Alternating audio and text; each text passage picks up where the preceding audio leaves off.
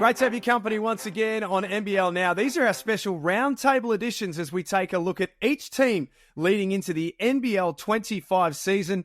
It's fair to say that our previous editions have got people talking. Derek Rucker, Damian Lowry, they just argued all the way through theirs. Alice Kunek talking about Melbourne United yesterday, and Jack White potentially being an MVP candidate. That leaves us with two teams, the Perth Wildcats and the Adelaide 36ers. And to round out this series, I am joined by two legends of the NBL, Damian Martin and Lanard Copeland. Gentlemen, welcome. Good to see you left us for last, the best for last, I guess, huh? That's exactly right. Well, I said to you, are you keen to be involved? And Cope said, I'm going last. I want to. You save the very best till last, and that's exactly what we've done. And Damo, I mean, we're coming your way for Hoops Fest to start the season, and it's not that far off. Cannot wait. I'll be jumping on a plane, heading across to the preseason blitz, and then hopefully everyone's just following us back west for what's going to be an incredible week of basketball, not just in the NBL, but also the WNBL, Club Nationals. The city's getting prepared for what should hopefully be its biggest week ever with the round ball. I must admit, for a second there when you said, I'm jumping on a plane, I thought you don't need to. You already live in Perth. But I thought he was leaving us. Imagine if Damo actually went on holidays that week, Coach. He wasn't in WA. Cope said you can't go anywhere. I need some cashews. So I'm trying to lose that word. Let's talk Adelaide 36ers. This is going to be an interesting one because in both of your time combined in the NBL, which is far greater than mine, have we had a more explosive off-season than what's going on at the Adelaide 36ers than this? Wow, Jack, it's turmoil down there. I know a lot of people in Adelaide. I ended up playing my last 2 years in Adelaide, and the amount of fans that I've spoken to and the people around this, around the trap, they're not happy. They weren't happy with the way things happened with Scotty Nennis, who's a legend of the club. They also weren't happy with not knowing, what's going on. But then I spoke to a couple of players, and they sort of said, look, we can't handle anything in the office, but we can handle the things on the court. And they've started to gel, and I pretty much like their team. I look at what's happened, and then the first comment I see is from DJ Vasiljevic, who's going to be their go-to guy. And the initial, it feels like I think it's a kick in the nuts to steal from his quote. I mean, that's one thing when you're saying it in the preseason, but the reality is, as you said, Copes, it doesn't matter what's happened in the preseason. Everyone's going to remember their performances during the regular season and hopefully postseason, and whether this brings this group together. And sometimes it's nice to have a common enemy, and you don't like to think it's going to be all within the same infrastructure. But, if it's the players saying, nah, we wanted to back Scotty, we're upset, and they go out to prove a point, even if it's against their ownership group short term until the new coach proves himself, so be it. But if you've got the right person at the helm, doesn't matter what happened before that. There can still be that frustration. You can still catch up with Scotty. I couldn't believe it happened, but, wins speak for themselves, and what happens in that locker room with the new coach, that'll be the testing point of whether they've made the right decision or not. So with that said, we know that the NBL season is a marathon, not a sprint, but how important is the first month for them? With everything that's gone on, they've got a few home games early on, just to kind of hit the ground running and get a bit of momentum. I think it's massive. I think they're going to be a fringe finals team. And so if it comes down to 1 game, 2 games difference at the end of the year, you don't want to say, hey, we took a month to get going, in particular dropping home games. So home games are imperative at all times of this regular season. But I think that Adelaide need to take care of business at home because that crowd is amazing. Even at the back end of last season when they were down towards the bottom of the ladder, they were still showing up in droves, and it's a tough place to get a win, and they've got plenty of talent, so there's no reason why they can't be sitting towards the top end of that ladder after a few home games to begin. I agree. Adelaide is a special place. They know they're at basketball down there. Win or lose, they're going to have support. But when you get a couple of wins down there, the momentum goes crazy. The taxi drivers are talking about the wins. Everyone in the city's talking about, the 36ers. And if they can start off well with the talent they put together, then there's no reason why they can't go a step better than they did last year. Coach Damo just said that he thinks they're a fringe finals team. Where do you have them? Well, look, again, I spoke to DJ. By the way, he's not happy that he wasn't in the conversation in the the NBL first All-Star team or whatever. And I said, okay, DJ. He goes, leave it with me. I got some things to do with you guys, and I know he's that kind of player. So when you got a guy like that who goes out and plays well, and you put some talent around him, You know, you got Kendrick Davis, who's a point guard, who's a dynamic player who plays both ends of the floor. You know, and he passes the ball well, he shoots the ball well. And then you got, you know, if Jarrell Martin is healthy and he comes in and plays the right style of basketball, then that team can make the top 4. They really can. But again, they're going to need their luck. Guys need to be healthy. They need to win games at home, like Devin said. Yeah, and with DJ, I look at his role right now, and if he's going to average 20 points a game next season, I don't want it to be 5 a quarter. I want it to be like a Chris Golden, where you can just take over a game, 3 consecutive possessions. You know, you're dropping threes, you get that 9-point margin, then other guys step up at different times. I want to see him take over games in periods of the game and then spread the floor so that you can have players do their thing as well. And if Humphrey stays healthy, why can't they have, or Martin have 2 All-NBL players in DJ and then one of those bigs? And Starling going to step up this year. And Nick Marshall, who I'm a big fan of as well, is he the type of guy that becomes most improved player of the year? Can Sunday Dech be a defensive player of the year award nominee or winner, because we know he's capable? So if they all embrace their role and they deliver and stay healthy, that's my big question mark. You know, I can see them playing postseason. So what I'm picking up here from the two of you is that there's a lot of upside to this team if they can get it right. Absolutely. Well, you know, again, sometimes when there's controversy, Jack, you know, I go back to our days when they were talking about Lindsey Gage and it's time for him to go. You know, the team got around Lindsey and they went to work, man. I mean, we went to work. We came out and played to prove a point. And I think they have that kind of talent where if they play the right way, guys aren't selfish and they play for each other, then why not? How important, Damo, is Jarrell Martin? So it's hard not to look at the Jarrell Martin that we last saw here in the NBL a couple of seasons ago when he was a championship winner with the Sydney Kings. Since then, has dealt with some injury and is going to be potentially a little underdone when the season starts. But you look at this depth chart, he seems crucial to what they're going to do. Is that fair?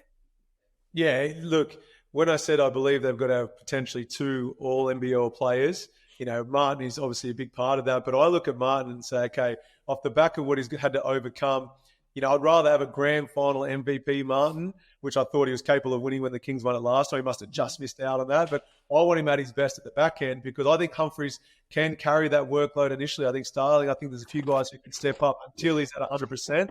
So I wouldn't be pushing him, because his best basketball is good enough to help that team win games. He's that good of an individual player. But, yeah, I want to make sure that it's vision towards the back end of the season, but still getting enough from him early days, because they do need those wins on the ladder. If they can get it right, Copes, and they can have a fit Isaac Humphreys and a fit Jarrell Martin out there together and firing, is it the best 4-5 combination in the league? It is close, Jack. It really is. If, again, we say if Jarrell Martin's healthy, we know what Isaac Humphreys can do. We've seen him at his best. He's had his injury worries as well. But if both those guys are healthy, and again, it comes back to the way the guys play. If they're playing the right way, they're not playing for themselves. They're not playing to get their numbers, and they're playing for each other, then they could be it could be very important for them, and it could help them get to that next level. And not knowing, and this is just me with being naive right now, is not knowing too much about the import they've brought in to run the PG spot, is he's still got one of the smartest basketball players in the league in Jace Kadee, who, you know, if he's coming off the bench, is going, okay, sweet, I've got DJ to one side. I need to get some looks on the post. I need to get Humphreys involved, Martin involved. I could see Kadee being almost the, you know, unsung hero of this team if they go to do something special, because they've got a lot of talent at the offensive end, but who's going to bring it all together, play to each other's strengths, no time, score, weaknesses, mismatches, etc. You know, Kadee still has plenty to offer this group.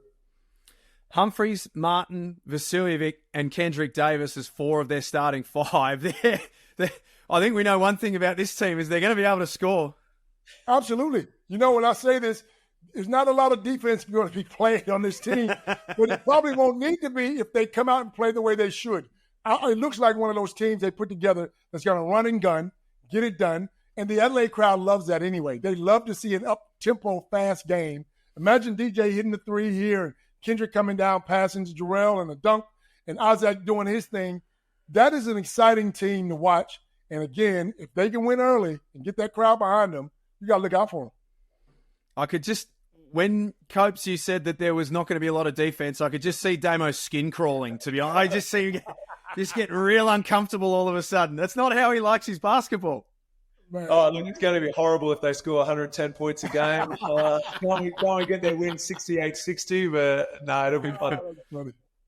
Well, let's finish off with the Perth Wildcats. They are the last team here on our roundtables to take a good look at. Damo, obviously, quite important that you're on for this one as well. They were very ordinary to start the season. They finished as one of the form teams going into the playoffs, and then I just can't help but wonder if that semi-final series might be a series that they look back and go, what if? Because they had their chances in that one as well.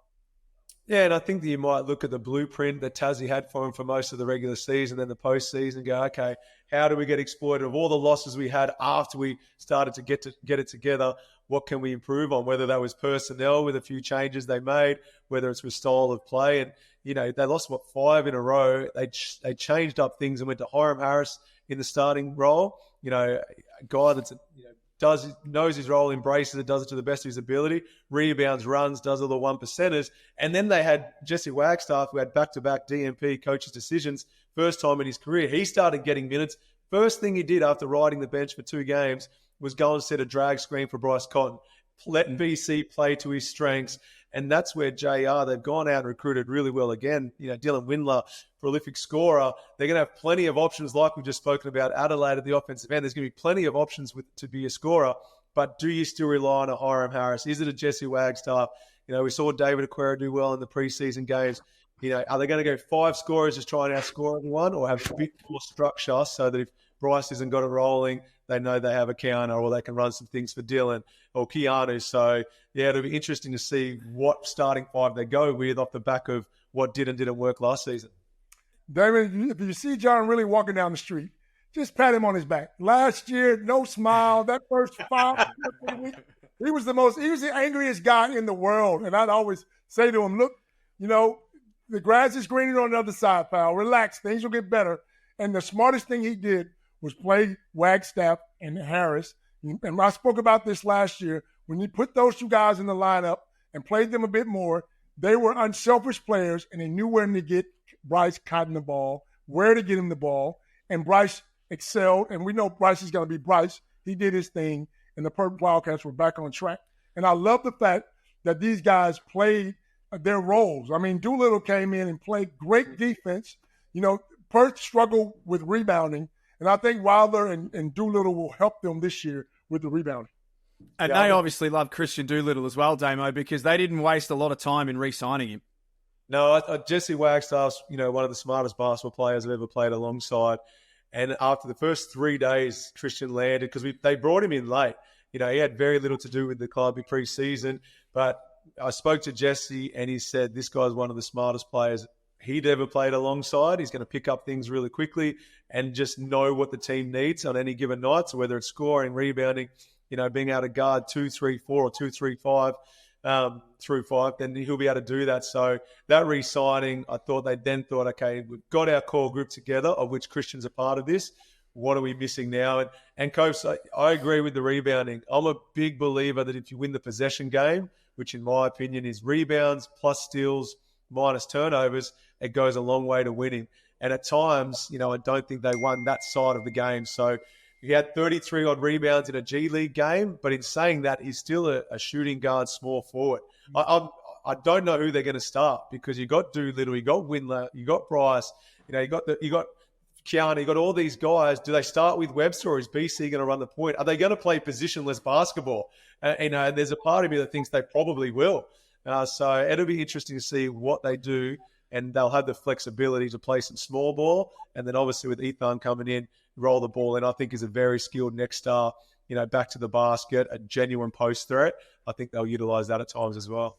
Damon, let me ask you, what's your position on Webster being the starting point guard, though? Will he fit? Is he the best point guard that the Perth Wildcats could get? I think he found his role on the team the longer the season went on. So when they're flowing, like he gets it off a rebound, pushes that tempo, that's when they're at their best. Any point guard needs to know that when the points are drying up, the ball's going through the hoop at the other end, and you're taking it out, it's slow. Okay, now I've got time to call a play. There's nothing in transition. where are my mismatches? Who do I need to get going early in the game in case I've got to rely on him late in the game? And whilst I love how quickly he can push the game, sometimes he's got to take the air out of the ball and just say, B, I love you. I'm going to use you as a decoy because I need to get a look into Ethan. I need to get a look for Dylan. And I'm going to use this to have a little, everyone thinks I'm going that way, but I'm going to pass it to Dylan or whoever they do need to rely on. So that's what I want to see as he continues to progress. Athletic enough, absolutely. Can score, good decision maker. With shot selection now, I think he's certainly improved. But now it's okay. This is my team. He's been here long enough now to be able to say, Bryce, I love you, but I'm the point guard. I'm going to start calling some plays of my own. Yeah, I must admit, Copes, that was one that I had to ask was the Ty Webster position, because if you look in no particular order, Kendrick Davis, Bateman at Brisbane has looked good so far. Trey Cal, Matthew Dellavedova, Parker Jackson Cartwright, Derek Walton Jr., Jalen Adams, Jordan Crawford. We are spoiled for superstar point guards in this league. Do you think that Ty Webster's going to be able to hang with those guys? Yeah, you say that. Damon's over there licking his lips. He would have tore all these point guards to He's like, bring them on.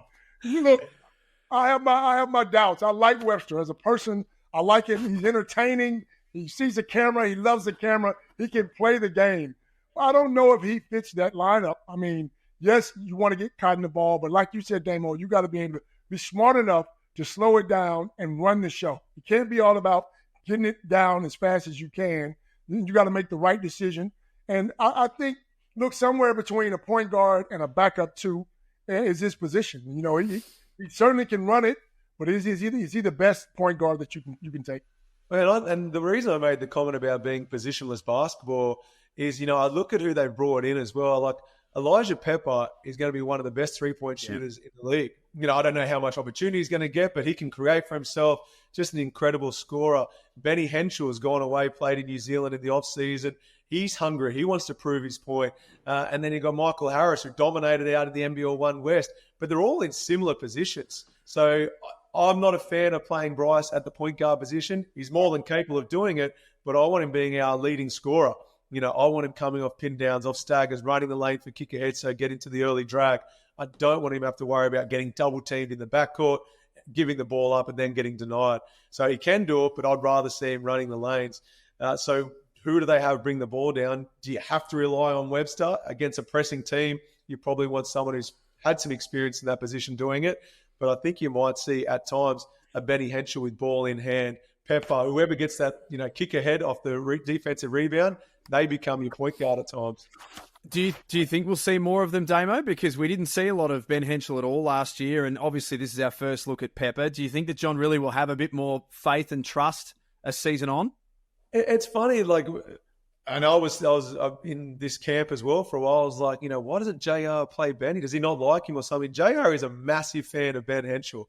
The one thing you forget at times is a lot of the kids his age are over in college.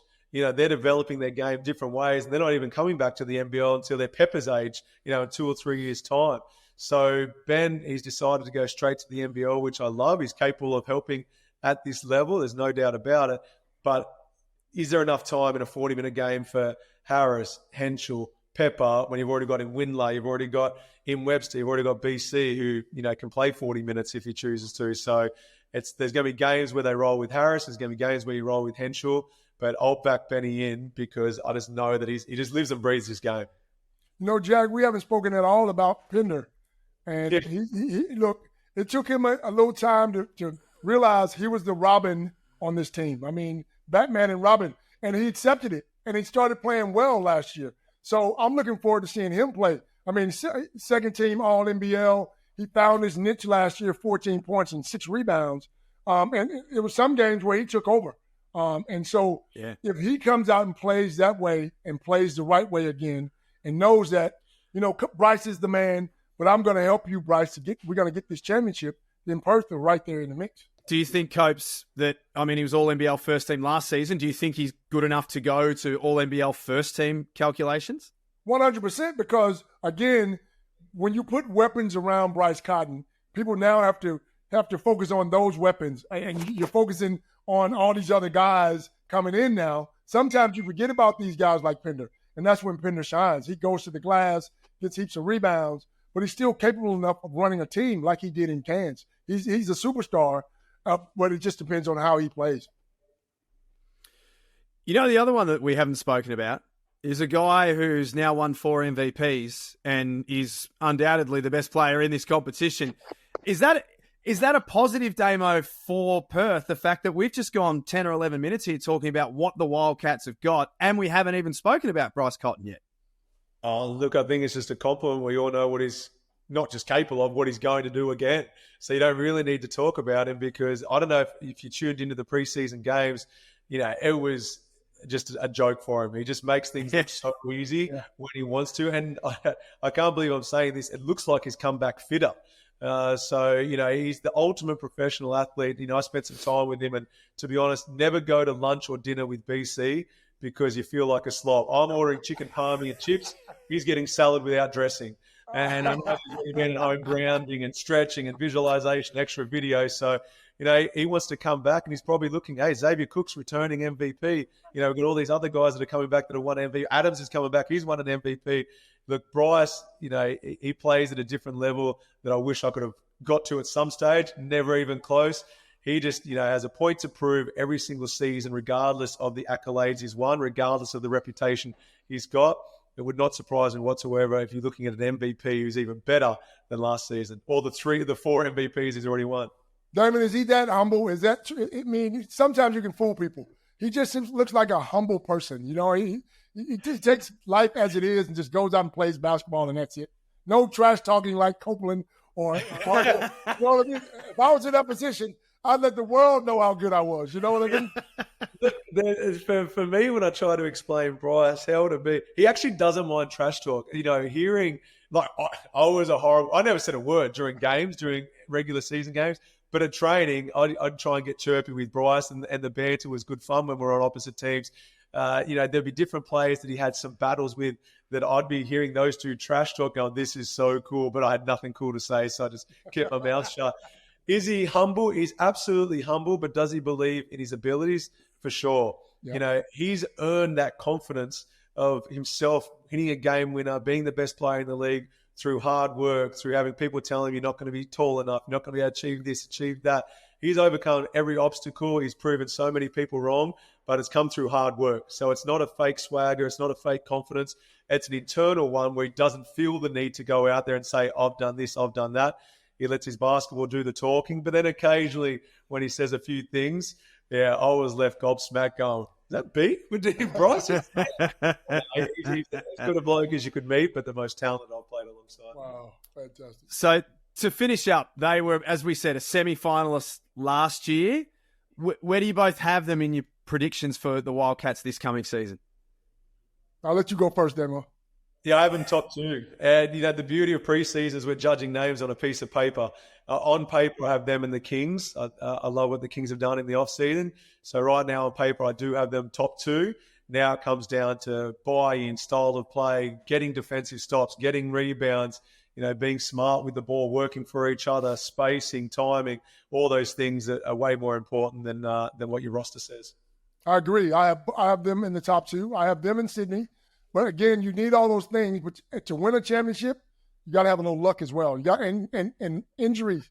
Guys have to stay healthy. If they can stay healthy, I think both of those 2 teams will be in the grand final. I'm picking them.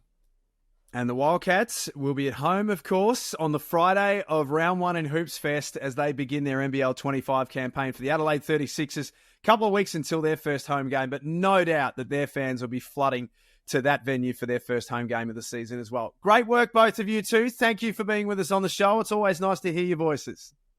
Thanks, Jack. That's going to see us out for our roundtable editions of NBL Now, but the good stuff just keeps coming because Monday, stay around on all of the NBL social media platforms and however you download your podcasts on Apple or Spotify, because Derek Rucker's Top 15, this time his preseason predictions, they are back. I've seen the list. Trust me, it's going to have people talking. That drops Monday. Can't wait to get your feedback. Thanks for being with us. We'll catch you next time.